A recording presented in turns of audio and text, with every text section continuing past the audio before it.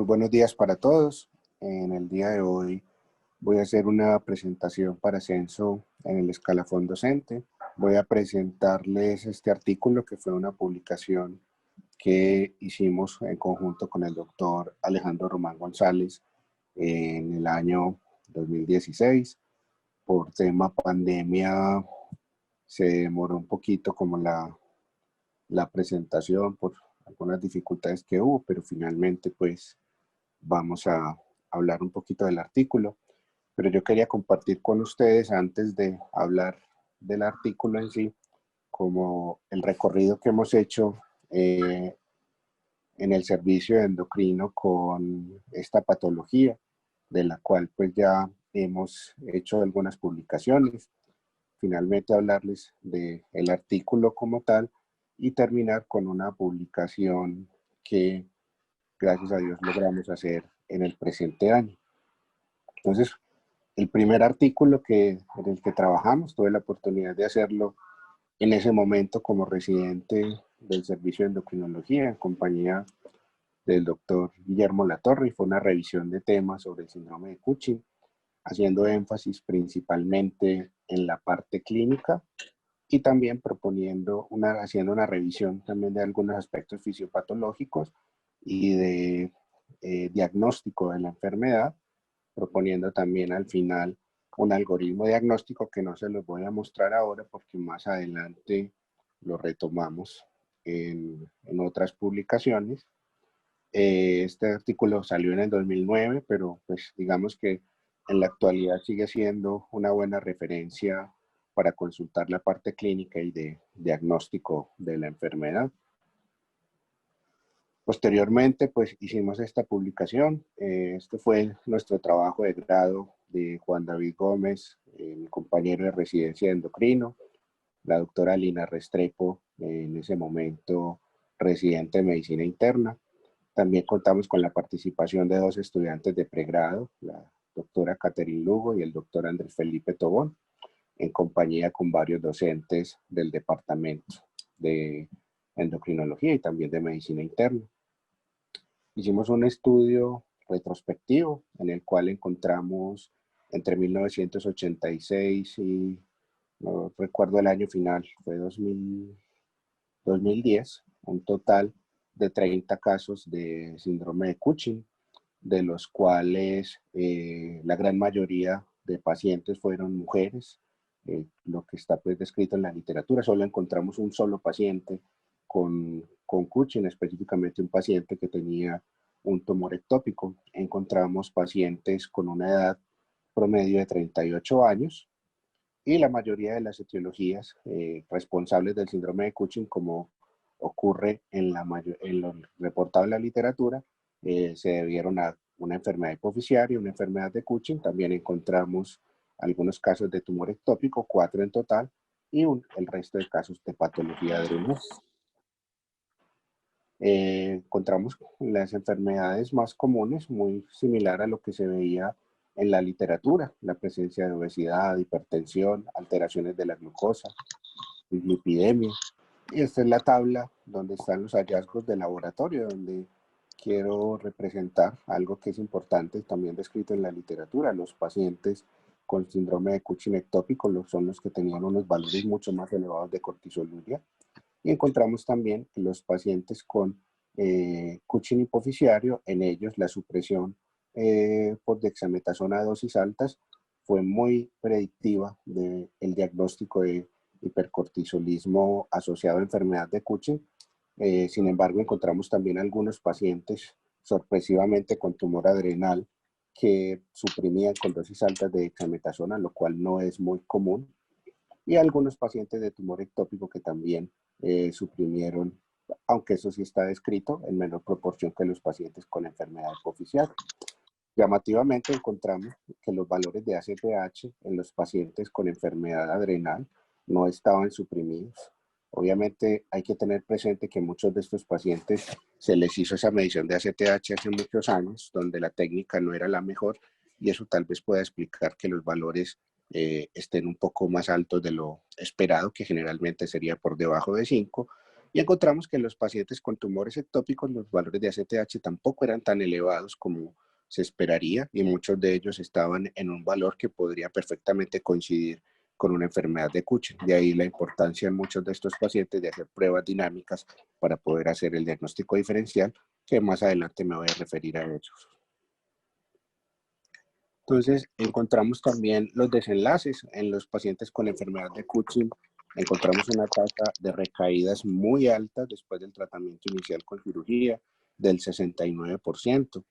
Hay que resaltar que muchos de estos pacientes eran manejados por diferentes cirujanos en diferentes momentos, y tal vez eso puede explicar la tasa de recaídas tan altas. Los pacientes con enfermedad independiente, también una recaída muy interesante, una paciente que tenía un tumor neuroendocrino pulmonar, un carcinoide bronquial, el cual se le había resecado, y 20 años después hizo una recurrencia en ese mismo sitio, que también fue manejada con cirugía, con un muy buen resultado posterior.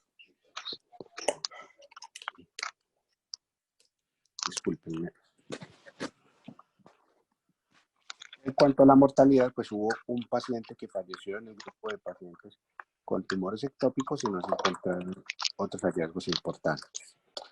Posteriormente, en ese mismo número de la revista Medicina y Laboratorio, hicimos esta revisión de cateterismo de senos petrosos en el diagnóstico del síndrome de Cushing. Realmente, a quien esté interesado en el tema, me parece muy importante que vea ese artículo. En ese momento lo hicimos con los doctores Carlos Esteban Builes y Julián Felipe Montoya, que eran los fellows de endocrino. Ahora pues ya el doctor Carlos Esteban es parte del departamento y en este momento es el jefe del servicio. Y ahí hacemos una revisión muy importante de todos los aspectos clínicos del síndrome de Cushing, de los aspectos diagnósticos, y se hace una revisión muy detallada de todo el protocolo para hacer el cateterismo de seno petroso, todas las pruebas que se deben hacer, y cómo evaluar adecuadamente la anatomía del seno, cómo interpretarlo, y también se describen varios casos clínicos que le pueden ayudar al lector a entender mucho mejor este procedimiento, que es fundamental para hacer un diagnóstico diferencial entre una enfermedad de Cushing y un síndrome de Cushing ectópico. Un año después hicimos esta publicación, que es un caso bastante interesante, un síndrome de Cushing secundario a carcinoma medular de tiroides. Era el caso de una paciente joven de 40 años que tuvo un cáncer de tiroides. Inicialmente ese cáncer de tiroides fue catalogado como un carcinoma insular, un carcinoma, una variante de carcinoma papilar. En ese entonces se consideraba así, pero después de haber recibido tratamiento quirúrgico, de haber recibido manejo con yodo radioactivo e inclusive radioterapia por lo extenso de la enfermedad en cuello y también compromiso mediastinal, la paciente empezó a presentar un síndrome de Cushing. Y haciendo entonces en ese momento una evaluación, decidimos hacer tinciones especiales y estudios adicionales en esa patología, encontrando que realmente lo que tenía la paciente era un carcinoma medular. Encontramos en ella un cortisol por dexametasona a dosis bajas que no suprimía, un cortisol urinario libre muy elevado, más de 4 veces por encima del valor de referencia del laboratorio. Encontramos un antígeno carcinoembrionario muy elevado, lo que habla también de un mal pronóstico del carcinoma medular, porque probablemente nos indica un tumor que es mucho más agresivo. No tuvimos la posibilidad en ese momento de medir la calcitonina, en ese entonces era muy difícil poderlo hacer. Le hicimos una medición de ácido 5-hidroxindolacético que estaba dentro de lo normal. A pesar de eso, la paciente tenía un cuadro de diarrea crónica, que fue una de las manifestaciones más severas que presentó, probablemente atribuible también al exceso de calcitonina o a la producción de otras sustancias por parte del tumor. Y encontramos la cromogranina A, que aunque no es diagnóstica, sí nos indica que probablemente estamos ante un tumor neuroendocrino, que también estaba elevada en el paciente. Lo que hicimos con ella fue entonces que revisamos la patología de su cirugía inicial, donde se encontró claramente, aquí vemos en el E, que no había tinción para tiroglobulina, lo que nos descartaba probablemente un carcinoma papilar o otra variante del carcinoma. Y si encontramos una tinción muy fuerte para antígeno carcinoembrionario, como ven acá en la C, y también había una tinción positiva para ACTH entre las células tumorales. Esta paciente, debido a la severidad de los síntomas del Cushing, requirió una adrenalectomía bilateral con la que se logró controlar el hipercortisolismo. Además, requirió tratamiento con un análogo de somatostatina debido a la diarrea crónica que tenía. Desafortunadamente, la paciente más o menos 3 a 4 meses después de la cirugía, por progresión de la enfermedad tumoral, falleció. Esta era la imagen de abdomen donde se aprecian múltiples metástasis hepáticas debido a su carcinoma de base, y como ven en esta gráfica hay un engrosamiento muy marcado de ambas glándulas suprarrenales en la tomografía secundarias a ese estímulo crónico por ACTH. Esto fue pues previo a la cirugía que se le realizó. Ahora sí, entrando en materia entonces respecto al artículo que específicamente presentamos, es esta revisión que fue publicada en la Revista Colombiana de Cancerología en el año 2016, en compañía del doctor Alejandro Román, como ya les había mencionado. Y en ella hacemos una revisión del síndrome de Cushing, que es una entidad que aún en la actualidad sigue siendo muy rara. En ese entonces tenía una incidencia de 2 a 3 casos por millón de pacientes al año, aunque probablemente eso puede ser aún mayor. Lo que pasa es que es muy difícil hacer un diagnóstico certero de hipercortisolismo en varias situaciones. Una de ellas, por ejemplo, es el tema de los incidentalomas suprarrenales y el famoso síndrome de Cushing subclínico, que si lo tuviéramos en cuenta, pues podría aumentar hasta 5 a 25 casos por millón de pacientes al año.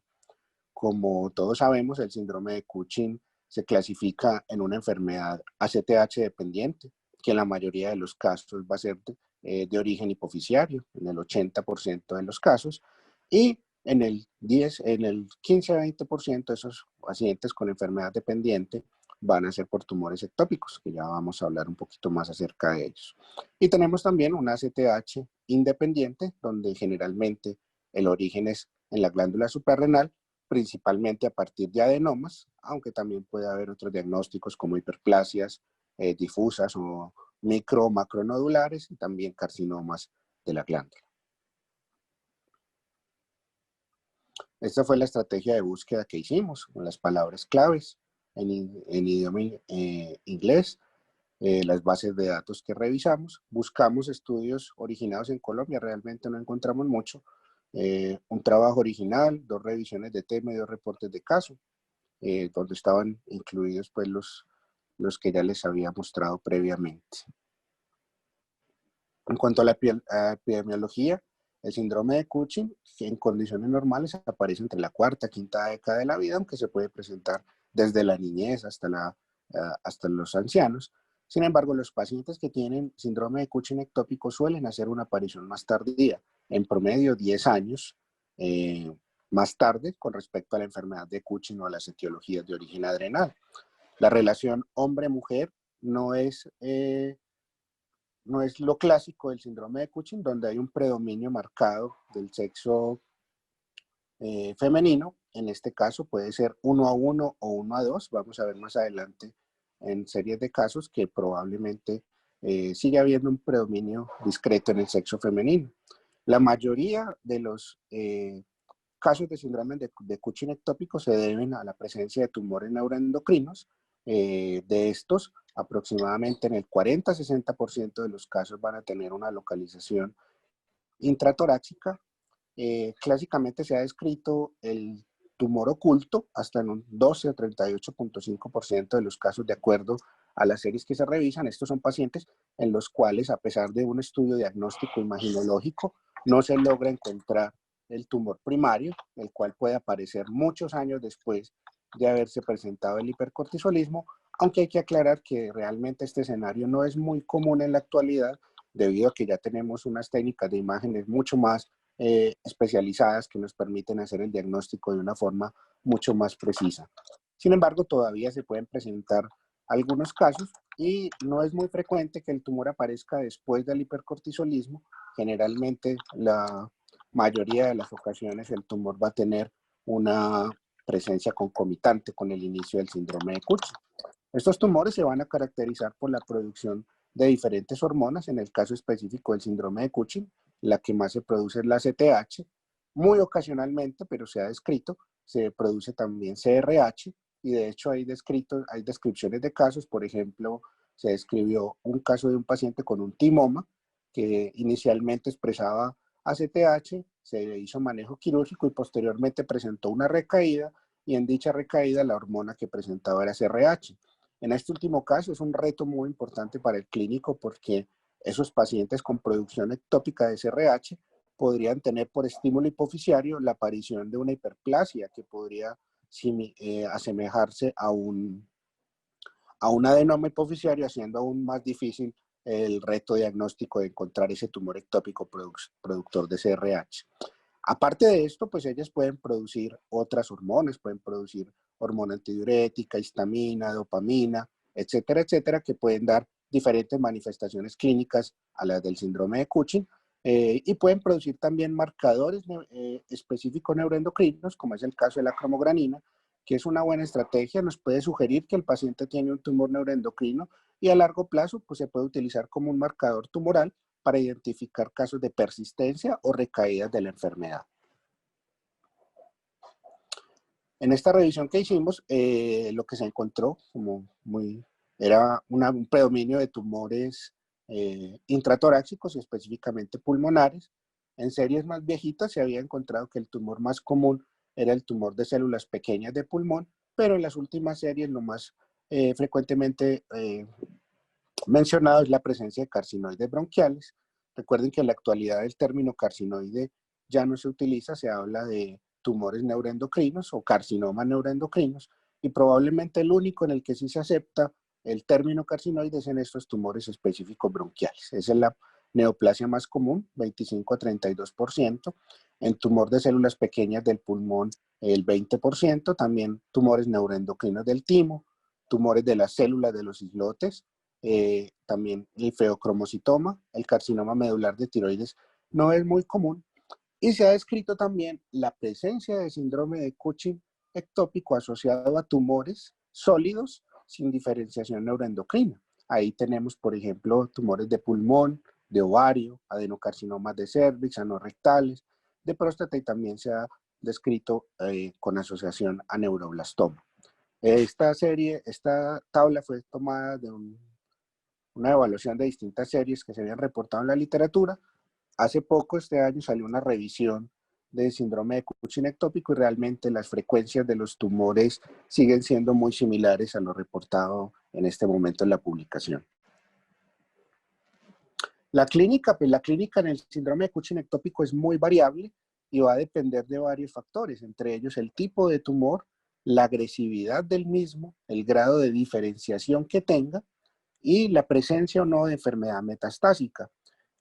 Puede tener los signos clínicos característicos del síndrome de Cushing, la joroba, las estrías, la obesidad central, la atrofia muscular, la equimosis y la fragilidad capilar. Sin embargo, hay pacientes que pueden no presentar esos signos clínicos, y a la presentación tener simplemente un cuadro constitucional, debido a que es un tumor muy agresivo de rápida progresión, que no permite que los pacientes tengan esa característica del síndrome de Cushing desde el punto de vista fenotípico.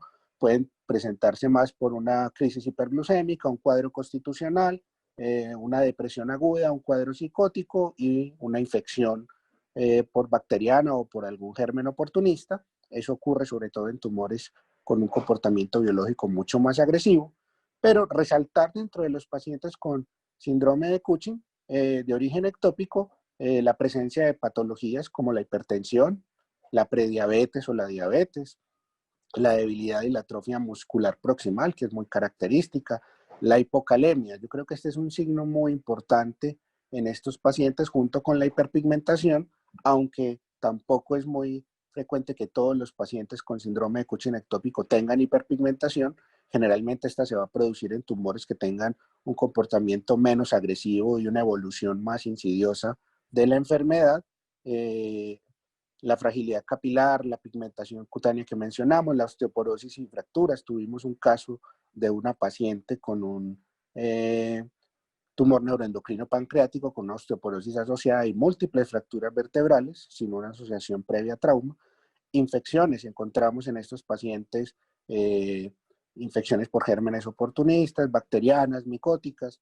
Es muy común también la presentación de enfermedad tromboembólica y una característica importante del síndrome de Cushing es eso, ese riesgo de enfermedad tromboembólica aún después de haber corregido el hipercortisolismo puede persistir por mucho tiempo. Las alteraciones psiquiátricas que pueden variar desde el espectro de la depresión hasta la psicosis y pueden tener también los pacientes otros síntomas derivados de la producción de otras hormonas o de otras sustancias activas peptídicas, por ejemplo, flushing, diarrea, en caso tal de producir mediadores del síndrome carcinoide, disnea. Los pacientes pueden tener también una secreción inadecuada de hormona antidiurética, en fin, brotes cutáneos, prurito, vasodilatación secundaria histamina. Depende mucho del tipo de hormona que se esté produciendo en el momento. En cuanto al diagnóstico, entonces, en el artículo se propone este algoritmo en el cual, cuando yo tengo sospecha de un síndrome de Cushing, obviamente voy a buscar los síntomas característicos y los signos característicos de la enfermedad. En ese caso, lo primero que debo hacer es descartar el consumo previo de glucocorticoides y el uso por cualquier vía, inclusive por gotas oftálmicas, podría causar alteraciones en la interpretación de las pruebas de laboratorio. Entonces, esto es lo más importante, descartar siempre el uso exógeno de glucocorticoides. Ahí debo hacer una tamización a mis pacientes con una de cuatro pruebas. Realmente la guía nos sugiere hacer 2 pruebas diferentes para confirmar ese diagnóstico, que puede ser cortisol urinario libre, cortisol post 1 miligramo de dexametasona, cortisol post dexametasona a dosis bajas por 48 horas. Este test realmente casi no lo hacemos. Cortisol salivar o cortisol a las 11 de la noche. Si yo tengo una prueba negativa, pues es poco probable que mi paciente tenga un síndrome de Cushing. En ese caso, el cortisol post dexametasona debería suprimir a menos de 1.8, el cortisol urinario libre debería estar dentro del rango de referencia y el cortisol en saliva debería estar dentro del rango de referencia del laboratorio. Y el cortisol a las 11 de la noche también debería estar por debajo de 1.8.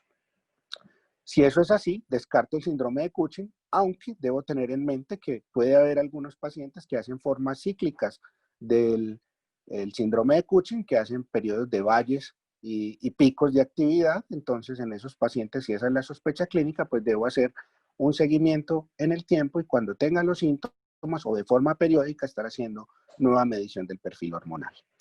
Si las pruebas están alteradas, la cortisoluria está elevada más de 2 a 3 veces el valor de referencia en al menos 2 muestras de 3, si el paciente no suprime con dosis bajas de dexametasona o a las 11 de la noche el cortisol está por encima de 1,8 o el cortisol salivar está elevado, pues estoy ahí ante la presencia de un síndrome de Cushing. Ya tengo un hipercortisolismo endógeno, ahora lo que debo hacer es ponerle un apellido a ese hipercortisolismo.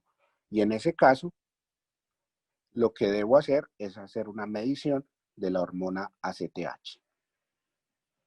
Entonces, cuando hago la medición de la ACTH, yo voy a obtener 3 escenarios. El más fácil de todos, digámoslo así, es cuando la ACTH está por debajo de 5 picogramos por mililitro. En ese caso, estoy ante una enfermedad de origen suprarrenal, que es una enfermedad muy autónoma, por eso hay una producción de cortisol que lleva a una supresión en los valores de ACTH. En ese caso voy a hacer una tomografía o una resonancia magnética de las suprarrenales. Probablemente la tomografía es más fácil y rápida de hacer. Y ahí puedo encontrar cualquiera de las posibilidades que habíamos mencionado previamente, un adenoma, un carcinoma o una hiperplasia de la glándula suprarrenal. Y de acuerdo a eso, pues voy a tener un síndrome de Cushing ACTH independiente. Lo que habría que hacer en esos casos es una cirugía, adrenalectomía uniobilateral, aunque en algunos casos se puede hacer también un cateterismo de adrenales, sobre todo en los casos de compromiso bilateral, ya sea por adenomas o por hiperplasia, para tratar de determinar cuál es la glándula que está generando una mayor producción de cortisol y manejarla con una adrenalectomía unilateral. Vámonos para el otro extremo, la ACTH está por encima de 20, ahí estoy ante dos posibilidades, estoy ante un síndrome de Cushing secundario a tumores ectópicos o la más probable de todas, una enfermedad de Cushing por un adenoma hipofisiario. En ese caso, debo hacer una resonancia magnética de hipófisis en la cual pues puede que hasta en un 30 a 50% de los casos no encontremos el adenoma en la enfermedad hipofisiaria. Por eso también es muy importante hacer test dinámicos para tratar de orientar el diagnóstico. En este caso, un test de cortisol postdosis altas de dexametasona, en el cual le damos al paciente 8 miligramos de dexametasona, una medición previa de cortisol basal, y al otro día hacemos una medición de cortisol en el cual debe haber una caída mayor al 50% de ese cortisol con respecto al previo para indicarnos que el paciente tiene una alta probabilidad de tener una enfermedad de Cushing, ya que la enfermedad de Cushing es el menos autónomo de todos los tumores responsables del síndrome de Cushing y este test nos puede ayudar mucho. La otra opción es un estímulo con CRH, en el cual, si yo le doy CRH al paciente, los pacientes con enfermedad hipofisiaria van a responder a ese estímulo con CRH y se van a incrementar tanto las concentraciones de ACTH como las concentraciones de cortisol. En general, es muy raro que los tumores ectópicos tengan receptores para CRH. Entonces, en estos tumores no va a haber respuesta con el estímulo con CRH. Desafortunadamente, en nuestro medio, la CRH no es fácil de conseguir y en muchas ocasiones no podemos hacer la prueba. Entonces, si yo encuentro una resonancia magnética con un adenoma mayor a 5 milímetros o a 6 milímetros, de acuerdo a lo que miran en la literatura, encuentro un cortisol por dexametasona que suprime más del 50% y encuentro un aumento de las concentraciones de cortisol o de ACTH tras el estímulo con CRH, pues estoy ante una enfermedad de Cushing y ese paciente puede proceder a manejo con una cirugía transesfenoidal. Sin embargo, si yo encuentro que mi paciente no tiene adenoma o es un adenoma menor de 5 milímetros y no hay una respuesta con supresión mayor al 50% por dexametasona a dosis altas y no hay un aumento del cortisol tras el estímulo con CRH, debo hacer un test adicional, que en este caso es el cateterismo de seno petroso, que es el gold estándar para hacer el diagnóstico diferencial entre síndrome de Cushing ectópico y enfermedad de Cushing. Y ahí lo puedo hacer, ya sea con estímulo o sin estímulo. Se da CRH o como alternativa en nuestro medio se puede usar también la vasopresina, 10 miligramos. Y si tras el estímulo hay un aumento en los valores de ACTH con respecto a la vena periférica mayor a 3 veces o mayor a 2 veces sin estímulo, estoy ante una enfermedad de Cushing. También puedo buscar si hay lateralización entre un lado y otro de la hipófisis. Si hay un gradiente mayor de 1,4 a 1, se supone que hacia ese lado está la lesión. Sin embargo, este gradiente para localización no es tan bueno y puede haber falsos positivos, por lo cual hay que tener mucho cuidado y hacer una correlación estricta con la resonancia magnética. Si esto ocurre, entonces estamos ante un síndrome de Cushing, una enfermedad de Cushing, ACTH dependiente de origen hipofisiario, y en ese caso el paciente requeriría ir a manejo quirúrgico. Si no hay gradiente en el cateterismo, entonces debemos proseguir a buscar un síndrome de Cushing ACTH dependiente, pero de origen ectópico. En ese caso, lo que debemos hacer es una imagen de cuello, ya sea ecografía o una tomografía de cuello, tórax y abdomen. Como alternativa puede utilizar también la resonancia magnética, pero las últimas revisiones lo que coinciden es que probablemente la tomografía sea el primer examen a realizar. Si encuentro alguna lesión, pues la idea es proceder a manejo quirúrgico de la misma, citorreducción en caso tal que la lesión no sea candidata a una resección completa o el uso pues ya de otro tipo de tratamientos para control del hipercortisolismo. Si ese estudio es negativo, debo proceder a hacer otro tipo de imágenes. Previamente se utilizaba mucho el Octreoscan, porque no teníamos en ese entonces la posibilidad de usar el PET, pero el rendimiento del Octreoscan no es tan bueno, tiene una sensibilidad muy baja que puede estar hasta al 54%. Entonces, últimamente ha ido perdiendo importancia el Octreoscan. También se pueden hacer otros estudios como la metallodobensilguanidina, pero en la actualidad probablemente el mejor estudio a realizar en esos casos negativos en las imágenes iniciales es una tomografía con emisión de positrones, el PET-CT, idealmente con galio. En la ciudad no lo tenemos, pero en otros sitios del país está, específicamente en Bogotá, o en su defecto con fluorodeoxiglucosa.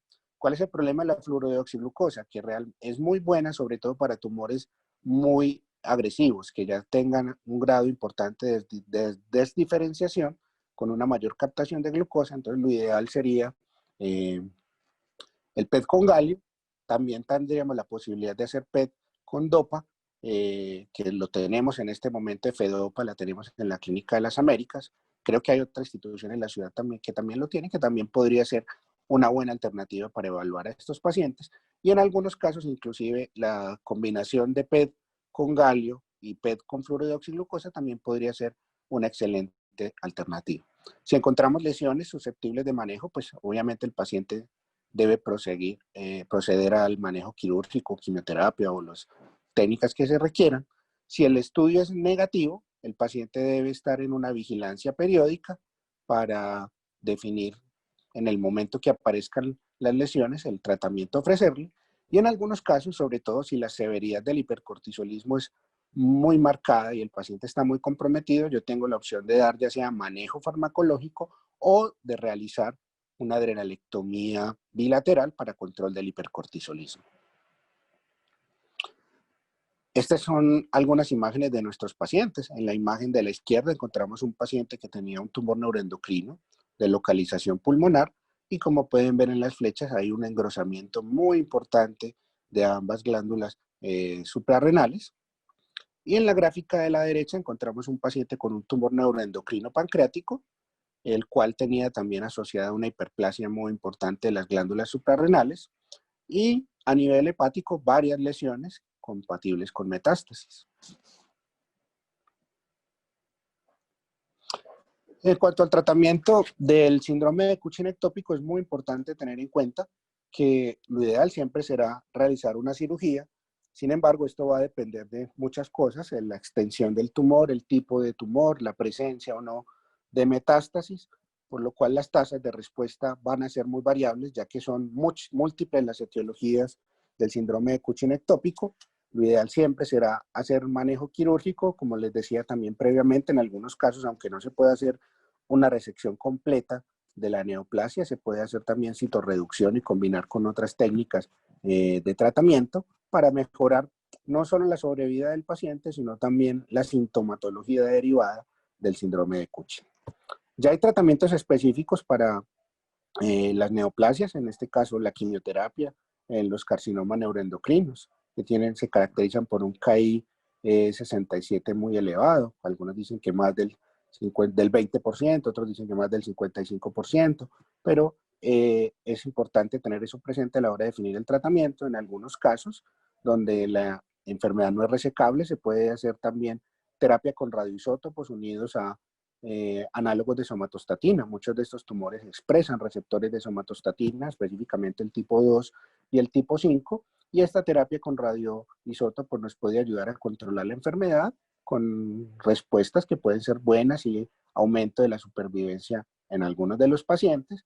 En otros casos se puede hacer manejo, sobre todo enfermedad metastásica con quimioembolización o el uso de radiofrecuencia. En los casos de pacientes con carcinoma medular tiroideo, hay buenos resultados con la terapia con vandetanib. En ese entonces se mencionaba el sorafenib, probablemente no es ya un medicamento para utilizar en esta neoplasia. Tenemos también el cabozantinib, que es otra posibilidad para el manejo de estos pacientes, específicamente en el carcinoma medular tiroideo. Y para el manejo específico del hipercortisolismo, pues tenemos varias opciones en nuestro medio. Probablemente la más fácil de usar es el uso de medicamentos que inhiban la producción de cortisol por parte de la glándula suprarrenal, con el que más experiencia tenemos es el ketoconazol. Hay que tener cuidado por la toxicidad que puede tener el medicamento, pero tampoco hay que satanizarlo. La metilrapona no la tenemos en el país, pero se puede a través de un laboratorio hacer el trámite para traerla. El mitotane es un medicamento adrenolítico que se utiliza sobre todo en aquellos casos que tienen carcinoma suprarrenal, aunque en algunos casos de Cushing por otras etiologías también se ha utilizado. Hay que tener una vigilancia estricta de los niveles de mitotane sanguíneos por el riesgo de toxicidad que puede causar. En algunos casos se puede utilizar, se ha descrito también tratamiento con análogos de dopamina que pueden llevar a agonistas de dopamina que pueden llevar a disminuir la liberación de ACTH, como es el caso de la cabergolina. Y mencionábamos previamente que estos tumores pueden tener receptores de somatostatina. Entonces, el tratamiento con análogos de somatostatina, como treotidelar, lanreotide, podría utilizarse, aunque la respuesta no ha sido tan buena en estos tumores, pero podría ayudar a controlar otras manifestaciones de producción hormonal, como fue el caso que les comenté de la paciente con carcinoma medular de tiroides que tenía una diarrea crónica. Mejoró un poquito de esa sintomatología con el uso de un análogo de somatostatina. Pasirrebotide, pues ya hay algunos protocolos en que lo están usando para el manejo de estos pacientes. Y es común también que se hagan combinaciones de fármacos en el manejo de estos pacientes, ya que pueden tener unos hipercortisolismos muy severos, muy agresivos. Hay descripciones de pacientes en tratamiento triple con ketoconazol, metilrapona y mitotane, o tratamientos con análogos de somatostatina combinados con otros medicamentos. Y en aquellos pacientes que tengan hipercortisolismos severos o que su vida esté en riesgo, probablemente la adrenalectomía bilateral sea una buena alternativa.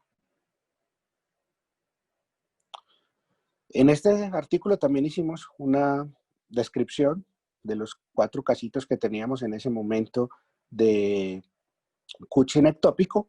Encontramos un tumor neuroendocrino bronquial, el que les comenté previamente que hizo una recurrencia varios años después en el mismo sitio. Un tumor neuroendocrino pancreático, el carcinoma medular tiroideo que ya les mencioné y el paciente con el tumor oculto. La edad de estos pacientes fueron en general pacientes muy jóvenes, 33.5 años fue su edad. Un solo hombre, 3 mujeres. Las comorbilidades, la hipocalemia en la mayoría de los pacientes, solo hubo uno que no la presentó. Diabetes, hipertensión, obesidad y dislipidemia en todos. En 2 de los pacientes que tenían densitometría encontramos osteoporosis y una de ellas, la paciente con el tumor pancreático, tenía múltiples fracturas vertebrales. Un paciente tuvo malaria, hubo casos de la paciente con el carcinoma medular tiroideo tuvo una trombosis extensa de la vena cava y un embolismo pulmonar. Un solo paciente falleció, que fue la paciente con el carcinoma medular. A 3 de los pacientes se les hizo adrenalectomía bilateral. En uno de los casos, además, previo a la adrenalectomía, estuvo con ketoconazol. Otra paciente recibió el análogo de somatostatina, la paciente con el carcinoma medular. Y en 3 de los 3 pacientes hubo curación del síndrome de Cushing y desafortunadamente hubo una pérdida de seguimiento que fue el paciente con el tumor oculto, un paciente del Chocó que no pudimos volver a localizar. Este es el artículo que yo presenté.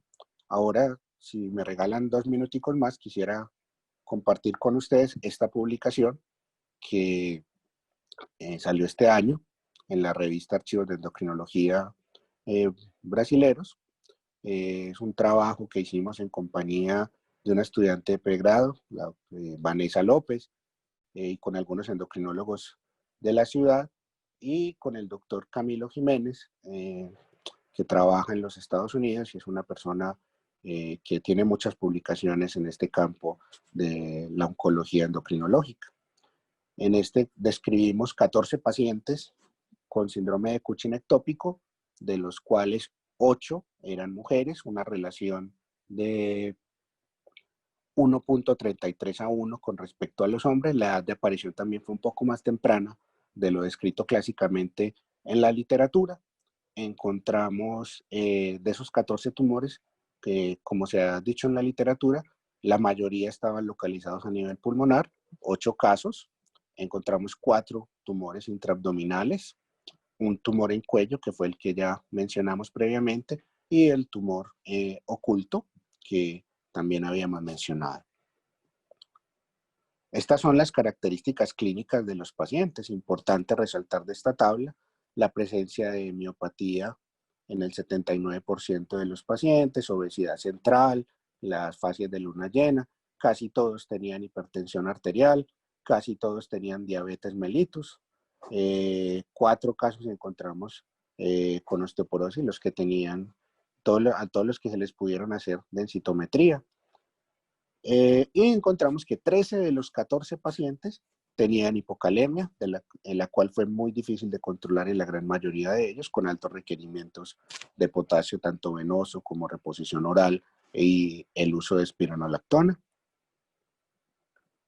Estas son las descripciones de nuestros pacientes: un tumor oculto, un carcinoma medular metastásico, un tumor neuroendocrino pancreático bien diferenciado, un carcinoide pulmonar, tumor de células pequeñas pulmonares, otro tumor pulmonar pero con metástasis óseas, un tumor que se catalogó como un probable de células pequeñas porque desafortunadamente la paciente falleció, un tumor grado 3 pancreático con metástasis hepáticas, otro tumor carcinoide pulmonar, un caso de feocromocitoma, otro carcinoma de pulmón pobremente diferenciado con metástasis hepáticas, otro pancreático, un timoma metastásico y otro tumor de células pequeñas de pulmón.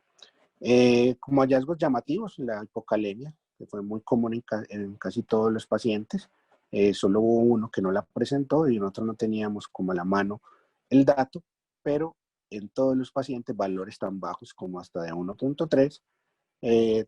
También vimos en el estudio que algunos pacientes tenían una supresión con las dosis altas de dexametasona, lo cual puede ser un factor confusor con respecto a la enfermedad de Cushing. No todos los pacientes requirieron de cateterismo de seno petroso, solo a 4 de ellos se les realizó debido a que era muy evidente ya la neoplasia al momento del diagnóstico y no se consideró necesario hacerlo. El paciente con tumor oculto, en el momento que lo vimos, pues no teníamos la posibilidad de hacerle cateterismo en el hospital. Ese fue un paciente del San Vicente. La cortisoluria también, aunque algunos pacientes no tenían valores tan elevados, sí se encontró pacientes con valores muy altos de cortisoluria, que es lo descrito en la literatura, y llamativamente los valores de ACTH, aunque había algunos pacientes que no los tenían tan elevados, sí fue característico que no habían unas elevaciones tan significativas, lo cual también se puede prestar a confusión con un síndrome de Cushing de origen hipofisiario. Los desenlaces, pues la mortalidad fue muy alta en estos pacientes, una mortalidad del 57%. La mayoría de los pacientes que fallecieron fueron pacientes con tumores pulmonares, y de esos tumores la mayoría eran tumores que no eran resecables. Algunos murieron por progresión de la enfermedad, otros por complicaciones posteriores a la quimioterapia con neutropenia febriles y sepsis. La paciente con el carcinoma medular murió por progresión de la enfermedad. Hubo un paciente con tumor pancreático que también falleció por progresión de la enfermedad.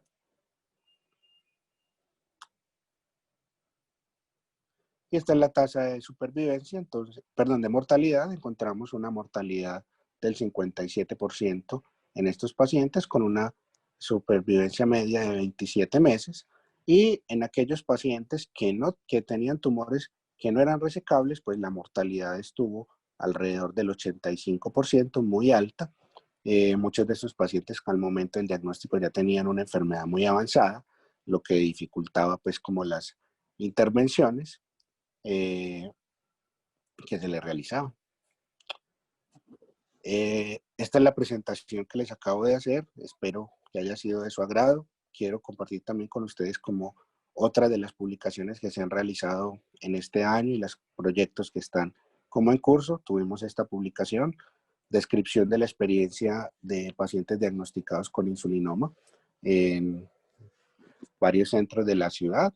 Ese estudio fue llevado a cabo con los residentes en ese momento del servicio, la doctora Catalina Tobón y el doctor Pablo Castaño, en compañía del doctor José Luis Torres y el doctor Sergio Hoyos en el Hospital Pablo Tobón y en la Clínica de las Américas. Describimos ahí una serie de pacientes, fue publicado en la revista Iatreya. En este momento ya fue enviado, está pendiente para publicación este artículo, una revisión, causas genéticas de la acromegalia, que va a ser publicado en la revista de la Asociación Colombiana de Endocrinología y Metabolismo. Tenemos también esta revisión que hicimos en el servicio de endocrinología, todos los docentes en compañía de nuestro fellow, diabetes y COVID-19, fue sometido a la revista Iatreya.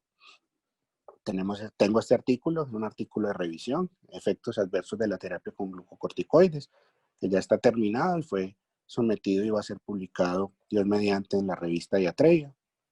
Tenemos también este artículo, complejo de Carney, reporte de un caso y revisión de la literatura. El complejo de Carney es un síndrome en el cual hay presencia de tumores neuroendocrinos y en diferentes órganos. Este es un caso de una paciente que tiene una acromegalia, con los hallazgos fenotípicos característicos del complejo de Carney, como las félides en mucosas, la presencia de mixomas, tuvo también un síndrome de Cushing ACTH independiente por una hiperplasia nodular, tuvo también un schwannoma melanocítico, que es uno de los tumores característicos. Entonces se hace un reporte del caso y una revisión de la literatura. El artículo va a ser sometido a la revista Iatreya. Y en curso tenemos otro artículo también en compañía del doctor Alejandro Román y la doctora Maribel del servicio de vascular, hipercoagulabilidad y síndrome de Cushing. Y tenemos también pendiente un artículo que tuvimos de una paciente con una hiperquilomicronemia familiar que tuvo un antecedente de una pancreatitis y posteriormente se nos embaraza la paciente con unos triglicéridos de 6.000 con un estudio genético que es compatible con una mutación que genera una hiperquilomicronemia familiar. Muchísimas gracias. Esto era lo que les quería presentar hoy.